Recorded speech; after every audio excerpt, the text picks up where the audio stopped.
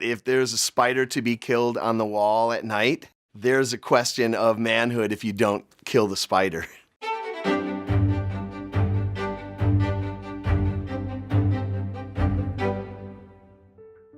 When I first saw, like what does it mean to be a man, I was kind of stumped because I don't really think about questions like that. Ah, yes, gender. Let's talk. It's a tough, not that we have it tough, but it's a very interesting time, I think, for man. They're kind of under the microscope. I mean, being raised by a man, you get held to certain responsibilities of being a man. I have a lot of like cliche ideas of like what it means to be a man, because like my dad was like a big Arnold Schwarzenegger fan and Sylvester Stallone fan.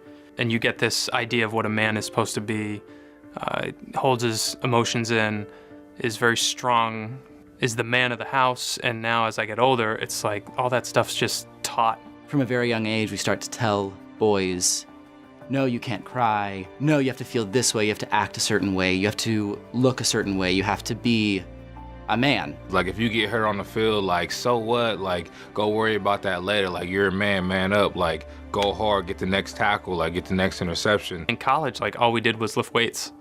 It was like who could lift the most weights. And there was this guy, Andy, who would come around and like if you were on a piece of equipment, he'd come up to you and like make it more weight, and then just do a couple in front of you and then walk to the other guy, jump on his machine, put more weight on it, and just like do more.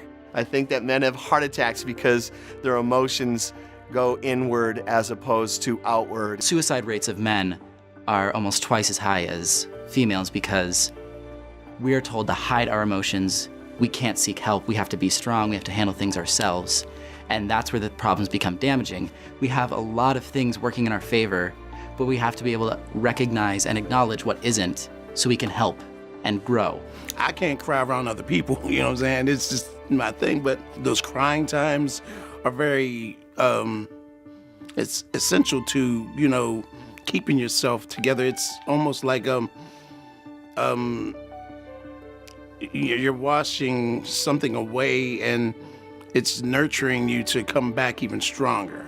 When I think about being a man, I do think about aspects of responsibility and how we kind of have a responsibility to do good, because I think there are a lot of negative associations with manhood. It's not this sense where I'm just like, oh, I suck because I'm a man, like I'm the worst, like I am responsible for all these things. Like all I can do is just be a person who listens and is receptive to new information and new life experiences. And I think that there are so many minute aspects of our society that sort of diminish a woman's importance, and they're hard to see. And as a man, we don't have to see them. So often we're just blind to them. And so when a woman brings up that they're not treated the same way, or that they face oppression, or that they face these subtle disadvantages, we go like, well, I didn't experience that, so how can that be true?